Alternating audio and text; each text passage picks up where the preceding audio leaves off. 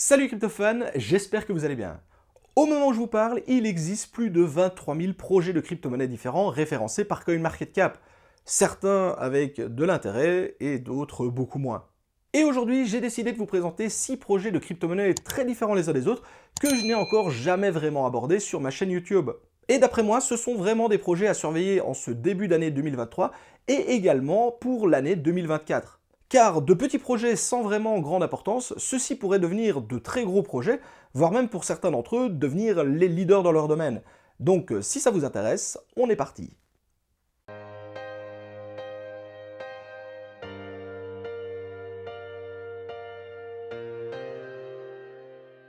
Cette vidéo vous est présentée en partenariat avec la plateforme d'échange Bybit. Bybit, c'est un exchange qui vient de rentrer dans le top 5 mondial et qui vous offre de nombreuses possibilités pour votre trading, mais également vos investissements crypto. Proposant plus de 300 crypto-monnaies différentes réparties sur plus de 500 paires d'échanges, vous trouverez forcément de quoi satisfaire vos envies d'investisseurs. Bybit est aussi l'un des exchanges qui propose une preuve de réserve auditée, qui permet d'indiquer en toute transparence sa quantité de fonds disponibles. Il s'agit donc ici d'un gage supplémentaire du sérieux de la plateforme qui ne cesse de grandir et de franchir les étapes jour après jour. De plus, pour le moment et jusqu'au 18 avril 2023, Bybit double votre bonus d'inscription en passant par le lien en description de la vidéo. Ce n'est plus 25 $ offerts en bonus, mais 50 $ sous forme d'USDT, pour tout dépôt de 100 $ ou plus sur la plateforme. Si vous souhaitez profiter de cette offre, il suffit de s'inscrire en passant par mon lien et réaliser les différentes étapes. Merci à eux pour la confiance et bonne vidéo à tous. Bon, vous vous en doutez, lorsqu'il s'agit de parler de petits projets avec de grandes ambitions et surtout de grosses possibilités d'évolution technologique, mais également en termes de prix, le risque est plutôt important. Alors, je sais ce que vous allez me dire, de manière générale, lorsqu'on investit dans les crypto-monnaies, le risque il est également important. Sauf qu'on est bien d'accord que investir sur Bitcoin ou Ethereum, c'est quand même nettement moins risqué que d'investir sur un tout petit coin du top 500 de CMC. Donc ici, comme d'habitude, il ne s'agit bien entendu pas d'un conseil en investissement. Je vous invite toujours à faire vos propres recherches. Ici, je vous partage tout simplement des projets qui me font de l'œil et que je surveille depuis un petit moment. Et comme je vous le disais en début de vidéo, le but ici, c'est pas de vous présenter les pépites du top 20, mais plutôt justement d'aller chercher ces tout petits projets qui sont beaucoup plus loin dans le classement de CMC. Donc ne soyez pas étonnés de ne pas retrouver les leaders de leur domaine, puisque justement le but c'est d'aller beaucoup plus loin. Et également, j'ai décidé de vous parler de projets que je n'ai pas encore abordés sur ma chaîne. Donc c'est totalement normal de ne pas retrouver les coins que vous avez l'habitude de voir sur ma chaîne, comme Presearch, Streamer Data, Flux, etc., etc. Le but, encore une fois, avec cette vidéo, c'était de vous proposer de la nouveauté. Ceci étant dit, je vous propose maintenant de passer au tout premier projet. Livepeer est une plateforme de broadcasting vidéo qui fonctionne de façon décentralisée et qui a notamment recours à la technologie blockchain pour assurer la gestion et le traitement de la vidéo. Cette plateforme s'adresse avant tout aux entreprises et aux sociétés qui ont recours au format vidéo, que ce soit au format enregistré ou au format live, pour assurer le déploiement, le traitement et la diffusion de ces mêmes vidéos. En gros, si par exemple vous êtes créateur de contenu, vous pouvez utiliser Livepeer comme une sorte de hub qui va vous permettre de centraliser vos informations et ensuite de les redistribuer vers les différentes plateformes de streaming, que ce soit YouTube, Twitch, etc. etc. Il ne s'agit donc pas d'une plateforme de visionnage, mais plutôt d'un outil technique qui est mis à disposition des créateurs de contenu. Mais ce qui est génial, c'est que même si vous n'êtes pas créateur de contenu, vous pouvez également soutenir la plateforme. Comment? Eh bien tout simplement en fournissant de la puissance de calcul à celle-ci pour assurer le traitement de la vidéo. Et cette puissance de calcul, vous pouvez la fournir notamment au moyen de vos GPU, de vos fameuses cartes graphiques. Et forcément, en échange de la fourniture de cette puissance de calcul et donc d'un travail, vous êtes rémunéré pour cette action. Alors oui, je sais, dit comme ça fait étrangement penser au minage de crypto-monnaies, puisqu'il est encore question de mettre de la puissance de calcul à disposition d'un réseau, sauf qu'ici, cette puissance de calcul, elle est vraiment utilisée uniquement dans le but d'assurer le traitement de la vidéo, et non pas pour la sécurisation de la blockchain. Donc, ok, ça ressemble très fort au minage, mais en réalité, c'est pas du minage de crypto-monnaies. Ici, c'est vraiment fournir de la puissance de calcul au réseau pour le traitement de la vidéo. Et vous vous en doutez, étant moi-même créateur de contenu, ce type de solution m'intéresse énormément. Surtout quand je vois que le format vidéo ou le format live prend de plus en plus d'ampleur, eh bien je suis persuadé que la solution proposée par Livepeer pourrait être une solution dans les années à venir si on tend de plus en plus vers ce format live et ce format vidéo. Et c'est d'ailleurs pour cela que je suis le projet depuis un bon moment et que je ne le quitte pas des yeux. Pour le projet suivant, il s'agit du projet Massa, et ici je vous en parle très tôt, tout simplement parce que actuellement le projet est toujours en phase de test, et la version finale ne sera disponible qu'en fin d'année. Il s'agit d'un projet français qui se veut être le futur réseau le plus rapide et le plus décentralisé qu'il n'y ait jamais existé. Oui, je sais, rien que cela. Et pour arriver à un tel résultat, ceux-ci vont mettre en place un système de nodes masternode ultra accessible pour monsieur et madame tout le monde, et ultra accessible de deux manières. Premièrement, au niveau du collatéral qui sera extrêmement faible afin justement que n'importe qui puisse participer, et également au niveau des spécificités techniques qui vont être demandées pour la machine qui va héberger le node, ce sera quelque chose de très faible, de sorte que vraiment tout le monde pourra participer au réseau et à être rémunéré par celui-ci. Mais une autre particularité du réseau, en dehors de sa vitesse énorme qui pourrait, selon les dires, traiter plus de 10 000 transactions par seconde, ce serait également ces smart contracts qui fonctionneraient de façon totalement autonome. Alors concernant cette partie, vous vous en doutez, c'est extrêmement complexe et je vais tenter de vous simplifier ça au maximum, quitte même à perdre un petit peu d'informations parce que je vous avoue que c'est vraiment très compliqué. Mais pour faire simple, de manière générale, sur les autres projets où vous avez des smart contracts, ceux-ci fonctionnent grâce notamment à des interactions soit humaines, soit grâce à des bots qui vont leur apporter des informations. Qui dit interaction humaine ou envoi d'informations depuis les bots, dit qu'il y a effectivement un risque d'erreur qui peut exister. Eh bien, chez Massas, leur vision est différente. Leurs smart contracts sont totalement autonomes et ils n'ont donc pas besoin de cette interaction humaine ou de ces bots pour leur fournir des informations, ce qui réduit forcément les erreurs au niveau de leur utilisation. Bon, en disant cela, je m'excuse par avance auprès des puristes du projet Massa, parce que j'avoue que j'ai extrêmement simplifié les choses, mais vraiment le but c'est d'essayer de faire comprendre la technologie aux personnes qui n'en ont jamais entendu parler. Mais vous l'aurez compris, tout ce que je vous explique ici, c'est purement théorique, puisqu'encore une fois, le réseau est en phase de test. Ce sera seulement en fin d'année qu'on pourra se faire vraiment une opinion du réseau. Et d'ailleurs, je compte bien pour l'occasion déployer mon node sur le réseau, je vous tiendrai informé là-dessus, et je réaliserai probablement une vidéo sur le sujet, puisque si c'est extrêmement simple et ultra accessible, eh bien, il n'y a pas de raison justement que moi-même, je monte mon propre node pour participer au réseau Massa. C'est donc une affaire à suivre.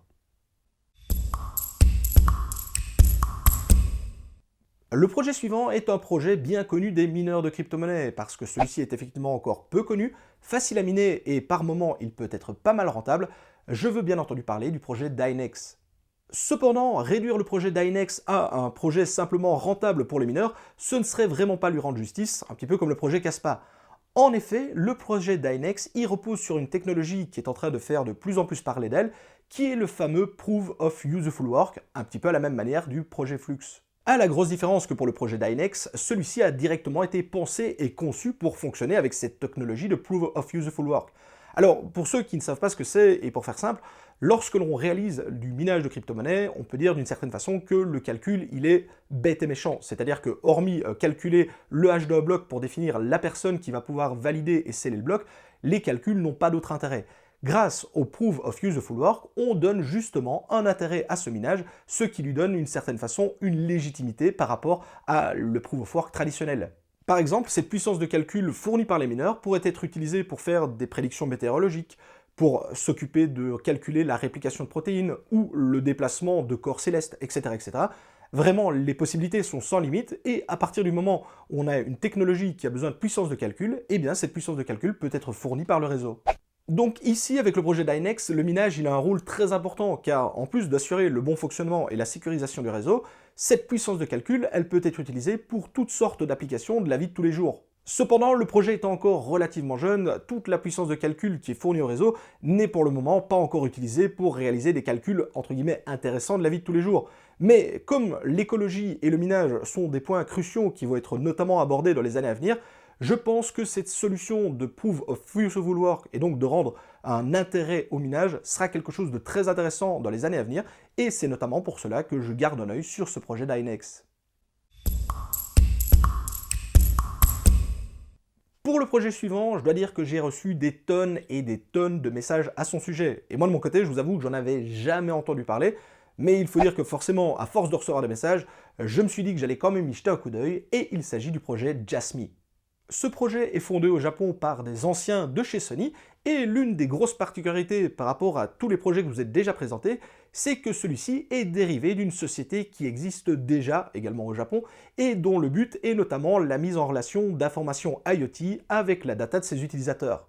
Le but du projet est donc d'utiliser la technologie blockchain pour assurer la sécurisation des données qui sont stockées en son sein et surtout rendre la souveraineté des informations aux utilisateurs qui fournissent ces infos au réseau. Et pour avoir creusé un petit peu le sujet, il semblerait effectivement que ce projet soit déjà bien installé au Japon et compte déjà de très nombreux utilisateurs. Et d'une certaine façon, ça ne m'étonne pas quand on sait à quel point les informations et toutes les datas sont un point extrêmement important dans les années à venir, et surtout nous rendre maîtres de ces informations, tout simplement parce que de nos jours, on communique sans problème ces informations sur les différents réseaux sociaux, et celles-ci ne sont pas monétisées. Ici, c'est une bonne façon d'utiliser cette technologie pour monétiser les données que l'on veut bien partager avec le réseau. Pour le prochain projet, on se tourne vers l'écosystème Cosmos avec le projet Axelar qui a pour but de permettre la communication croisée entre différentes blockchains de façon sécurisée. Mais également le déploiement de dApps, de smart contracts, etc. entre les différentes blockchains et ce de façon totalement transparente. Et d'ailleurs ce projet, il est soutenu par des géants de l'écosystème comme Binance, Coinbase ou encore Dragonfly. Et ce qui a intéressé principalement ces grands groupes, c'est le fait que pour développer sur Axelar, les développeurs n'ont pas besoin d'apprendre de nouveaux langages de programmation. Ça facilite donc le déploiement et ça permet à plus de développeurs de développer sur le réseau. C'est donc potentiellement un des futurs gros leaders de l'écosystème Cosmos qui va fonctionner grâce au Proof of Stake pour assurer la scalabilité, la décentralisation et la sécurité de son réseau. Et si en plus de tout cela, vous ajoutez la force de frappe du réseau Cosmos, tous les ingrédients sont réunis pour vraiment avoir un des leaders du domaine. Bon, par contre, il faut bien l'avouer, si vous voulez vous intéresser à ce genre de projet, il faut avant tout apprécier l'écosystème Cosmos, car les deux projets sont intrinsèquement liés. Si le projet Cosmos ne vous intéresse pas, ou tout simplement que vous êtes plutôt favorable à un de ses concurrents, effectivement, le projet Axelar aura alors à ce moment-là peu d'intérêt pour vous. Pour terminer cette vidéo, je vous propose un projet que j'ai longuement abordé sur Twitch, mais encore jamais sur YouTube, tout simplement parce que je ne suis pas foutu d'obtenir une whitelist pour pouvoir déployer un node sur le réseau. Il s'agit du projet Morpheus Network. Le but de ce projet, c'est d'assurer tout ce qui est la supply chain. Et donc pour faire simple, c'est assurer le suivi, la traçabilité, éviter la contrefaçon, etc. Pour fonctionner, ce projet va s'appuyer sur un réseau de nodes qui vont assurer la scalabilité, la sécurité, la décentralisation, etc. Sauf que, comme je vous le disais, à l'heure actuelle, le réseau il est toujours en phase de test, et pour notamment déployer un node sur le réseau, il faut faire partie des quelques rares privilégiés, ce que je ne suis pas à l'heure actuelle. C'est notamment pour cela que je ne vous en ai pas encore parlé, tout simplement parce que moi-même, je ne possède pas de node sur ce réseau pour vous en parler.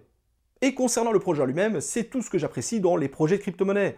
Pour avoir déjà eu recours à des applications et des plateformes de suivi de stock, de suivi de gestion de pièces, etc., je sais à quel point ça peut vite devenir compliqué et brouillon, un petit peu à la manière de SAP. Ici, le but, c'est d'avoir toutes les informations relatives à une pièce, par exemple, en quelques secondes et en quelques clics. Et forcément, ce genre de procédé, il est totalement sans limite. Quand on sait en plus que les utilisateurs et les consommateurs veulent avoir une traçabilité de plus en plus importante au niveau aussi bien de leur nourriture que des pièces qu'ils vont commander par exemple dans d'autres pays, eh bien pour moi, ce genre de projet a un très grand intérêt et ne va cesser de se développer dans les années à venir. Et donc vous vous en doutez, c'est pour ça que je garde un œil très attentif sur le projet et que j'espère pouvoir monter rapidement un node pour participer à son réseau. Nous voici maintenant arrivés à la fin de cette vidéo. Alors, je sais, comme je vous le disais en début de vidéo, il y a plus de 23 000 projets de crypto-monnaies différentes, et ici, j'en ai abordé seulement 6. Et donc, oui, je sais, il y a encore des tonnes d'autres projets qui ont de l'intérêt, et d'ailleurs, si c'est le cas, n'hésitez pas à mettre les projets qui vous intéressent en commentaire avec une petite description et une petite explication, car ça pourrait être très intéressant aussi bien pour moi que pour les autres membres de la communauté. Et d'ailleurs dans cette vidéo, je ne vous ai donné que 6 projets que pour le moment je surveille, sauf que vous en doutez, il y en a également d'autres que je n'ai pas encore abordés dans cette vidéo, et ce sera peut-être d'ailleurs pour moi l'occasion de faire une partie 2 pour vous donner d'autres projets que je surveille de très près et qui m'intéressent et qui pourraient notamment se développer dans les années à venir. Ceci étant dit, j'espère vraiment que cette vidéo vous aura plu. Comme toujours, je compte sur votre petit like, votre partage. Si la vidéo vous a plu, n'hésitez pas à me le faire savoir également en commentaire. Je vous souhaite à tous une excellente journée et d'excellents investissements dans le monde des crypto-monnaies. C'était MsTK, ciao les crypto-fans.